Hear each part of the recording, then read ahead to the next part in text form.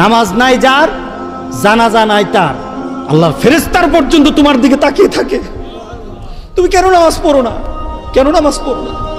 কবরের প্রস্তুতির জন্য প্রথম যে আপনার আইডেন্টিটি থাকতে হবে, আপনার পরিচিতি থাকতে হবে, সেই পরিচিতির নাম হলো নামাজ। আপনাকে কবরে রাখার পর, আমাকে কবরে রাখার পর ফেরেশতা চলে আসে। ফেরেশতা আসার পর রূহটাকে আবার ফিরিয়ে দেওয়া হয়, বসানো হয়, প্রশ্ন করা হয়, প্রশ্নের উত্তর দেওয়া হয়। ভালো হলে জান্নাত হয়, আর যদি খারাপ হয় দুজকের টুকরা হয়ে যায়। আমাদের দেহটাকে মাটির সাথে মিশিয়ে দেওয়া হয়, মাটির সাথে মিশে যায়।